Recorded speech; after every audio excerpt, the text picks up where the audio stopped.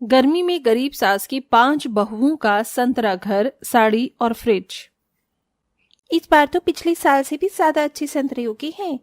सुनने में आया है कि इस बार संतरों की कीमत बाजार में आम से भी ज्यादा होगी। अरे बातें बाद में कर लेना, काम कर लो। अगर सेठ ने बातें करते हुए देख लिया ना तो अच्छी खासी सुनाने को मिल जाएंगी।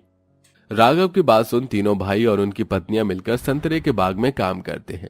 सुबह से शाम तक काम करने के बाद वो सब अपनी अपनी दिहाड़ी लेकर और बचे कुचे कुछ छोटे मोटे संतरे लेकर घर आ जाते हैं।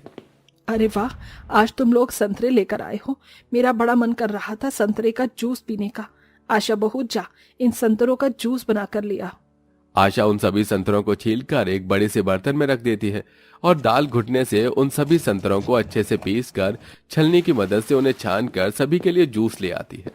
ये लीजिए ठंडा ठंडा संतरे का जूस पीजिए। ये क्या आशा, तुम ये अभी से संतरे का जूस बनाकर क्यों ले आई? मैंने खाना बनाकर तैयार रख दिया है। अगर सभी जूस पी लेंगे तो खाना नहीं खा पाएंगे। पहले आप सभी लोग खाना खा लीजिए, बाद में जूस पी लेना। आंचल की बात सुन सभी पहले खाना खाते हैं। खाना खाने के बाद सभी लोग जूस पीने के लिए बैठते हैं। सुलेखा जैसे ही संतरे का जूस का पहला घूंट पीती है तो फौरन उसे थूक देती है।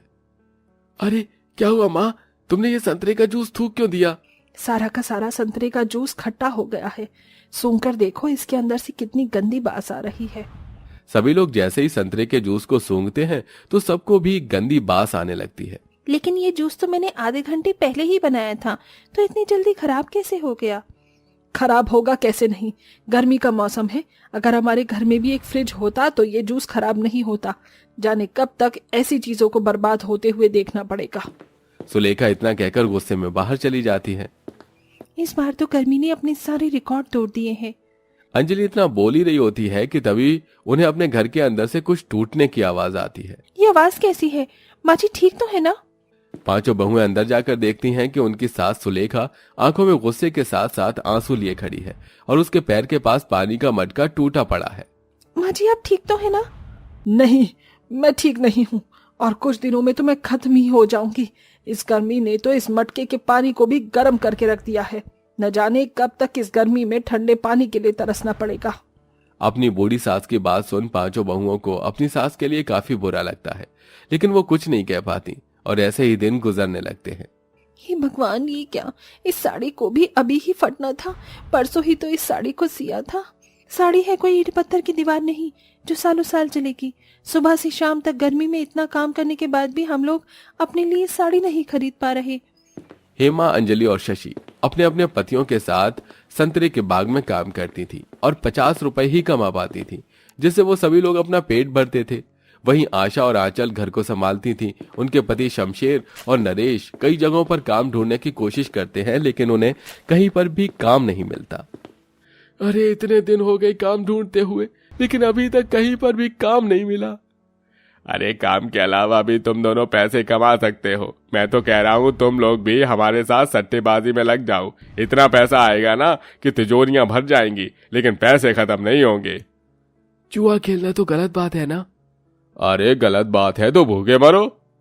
अपने दोस्त अजीत और राकेश की बात सुन शमशेर और नरेश उन दोनों के साथ जाकर सट्टा और जुआ खेलते हैं। उनके पास सट्टे में लगाने के लिए अपना एक घर ही होता है जिसे वो लगा देते हैं। पहली बार सट्टा खेलने की वजह से वो लोग आसानी से हार जाते हैं, जिसके चलते अब उन सब लोगों के सिर से छत भी छिन जाती है। गरीबी में हम लोग जैसे तैसे करके जी रहे थे। कम से कम हमारे सर पर छत तो थी, लेकिन तुम दोनों की वजह से वो भी छिन गई। हमें माफ कर दीजिए, ये सब हमने जानबूझकर नहीं किया। हम तो बस पैसे कमाना चाहते थे। जो होना था हो गया। हम एक काम करते हैं, अपने सेठ से जाकर कुछ पैसे ले आते हैं। कम से कम सिर छुपाने के लिए एक किराए का कमरा तो ले ही लेंगे। अर्जुन राघव जैसे ही संतरे के बाग में पहुंचते हैं तो उन्हें पता चलता है कि अच्छे संतरों के लिए उनका सेठ संतरे के पौधे में दवाई डालता था, जिसके चलते वो पकड़ा गया। इसी के साथ अब उनकी नौकरी भी चली जाती है और अब वो सभी सिर छुपाने के लिए एक जंगल में जाते हैं कि तभी उन्हें एक महक आती है।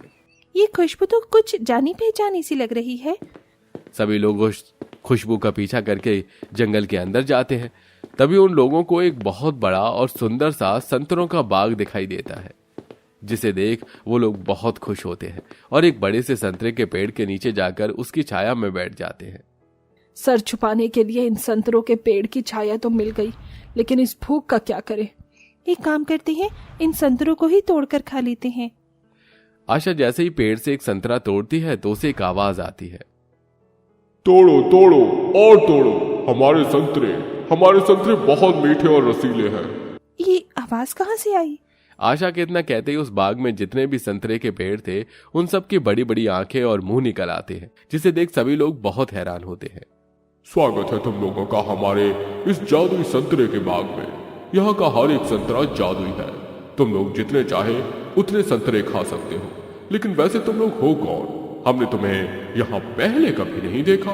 ये हमारा परिवार है, हमें मजबूरन सर छुपाने के लिए इस घने जंगल में आना पड़ा। एक एक कर पांचों बहुएं उन जादुई संतरे के पेड़ों को अपने परिवार पर बीती हर चीज बताती है। अरे बस इतनी सी बात, देखो मैं कैसे अभी तुम्हारी परेशानी का हल निकालता हूँ। इतना कहते ही उस संतरे के पेड़ में से ढेर सारे संतरे गिरने लगते हैं, जिसे देख अरे तुमने तो हल देने की बजाय हमें इतने सारे संतरे दे दिए, भला हम संतरे का क्या करेंगे? ये कोई मामूली संतरे नहीं, जादुई संतरे हैं। तुम लोग जो भी चाहे इन संतरों की मदद से बना सकते हो। तुम सच कह रहे हो? इसका मतलब हम इन संतरों की मदद से अपने लिए घर भी बना सकते हैं? जी हाँ। उन पेड़ों की बात सुन पांचों बहुएं बहुत खुश होती हैं, जिसके बाद अब वो सभी संतरे इकट्ठा करती हैं। सभी लोग मिलकर संतरे का घर बनाने लगते हैं और सिर्फ कुछ ही घंटे में उन सभी का बहुत बड़ा और सुंदर संतरों का घर बनकर तैयार हो जाता है। जिसके बाद वो लोग जैसे ही उस घर के अंदर जाते हैं, इन संतरों के अंदर से तो बहुत अच्छी और मीठी खुशबू आ रही है। ऐसा लग रहा है कि मैं तो कोई परियों की दुनिया में आ गई हूँ और गर्मी भी नहीं लग रही। जी माँ जी, और इस घर में जरूरत का सारा सामान है, चूल्हा से लेकर बेड तक। हाँ बहू, पर घर तो हमें मिल गया, लेकिन खाने का क्या? इतनी गर्मी में तो ठंडी ठंडी कुल्फी और जूस पीने का मन करता है। काश इस घर में फ्रिज भी होता, वो तो है ही नहीं। मेरे पास एक आइडिया है, जैसे हमने संतरों की मदद से अपना घर बनाया है, वैसे ही हम लोग फ्रिज भी बना सकते हैं। पांचों बहुएं उन संतरों के बाग में फिर जाती हैं और उनसे फिर से ढेर सारे जादुई संतरे मांगकर जादुई संतरों की मदद से जादुई संतरों का फ्रिज भी बनाती हैं। अरे ये संतरे से बना हुआ फ्रिज कितना सुंदर है, अब तो हम आराम से इसका ठंडा ठंडा पानी भी पी सकते हैं। पानी का नाम लेते ही उस संतरे से बने हुए फ्रिज के अंदर ठंडे पानी की ढेर सारी बोतल आ जाती हैं। इसका मतलब हम जो भी इस जादुई संतरे के फ्रिज से मांगेंगे वो हमें मिल जाएगा। अब वो सब बारी बारी कर उस जादुई संतरे से फ्रिज से आइसक्रीम, कुल्फी, जूस, केक, तरह तरह के खाने पीने की चीजें मांगते हैं और ऐसे ही कुछ दिन गुजर जाते हैं। अब तो इस साड़ी का अंतिम संस्कार हो ही गया। अब तो ये साड़ी सिलकर दोबारा पहनने के लायक भी नहीं बची। आशा की बात सुन बाकी बहुएं उदास हो जाती हैं। तभी अंजलि की नजर घर के बाहर संतरे के बाग में जाती है, जिसे देख अंजलि के मन में एक ख्याल आता है और अब वो उन संतरों के पेड़ के पास जाकर फिर से उनसे संतरे मांगती है और उन जादुई संतरे से अपने और बाकी बहुओं के लिए संतरों की साड़ी बनाती है, जिसे पहनकर वो काफी ज्यादा सुंदर लगते हैं। मैं तो कभी सपने में भी नहीं सोच सकती थी कि मैं संतरों की साड़ी पहनूंगी और इतनी ज्यादा सुंदर लगूंगी। जहां पांचों बहू काफी ज्यादा खुश थीं, वहीं उनके पतियों को अपने काम की काफी ज्यादा फिक्र थी। इसलिए अब वो पांचों उन जादुई संतरों के पेड़ के पास जाते हैं। हे जादुई संतरे के पेड़, हम इस वक्त पैसों को लेकर काफी परेशान हैं, इसलिए हमने सोचा है कि हम लोग तुम्हारे पेड़ के संतरों को बेचेंगे और उससे पैसे कमाएंगे। क्या तुम हमें इसकी इजाजत दे सकते हो? हाँ, लेकिन मेरी एक शर्त है। तुम लोगों को इन सभी संतरों के पेड़ का काफी अच्छे से ध्यान रखना होगा। साथ ही साथ इस बाग की सफाई करनी होगी और हमें समय समय पर पानी देना होगा। उस पेड़ की बात सुन वो सभी लोग बहुत खुश होते हैं, जिसके बाद अब वो उन जादुई संतरों को बेचकर अच्छे खासे पैसे कमाने लगते हैं। इसी के साथ वो सब उन जादुई संतरों के बाग का भी काफी अच्छे से ध्यान रखते हैं और अब हंसी खुशी से वो अपनी जिंदगी जीते हैं।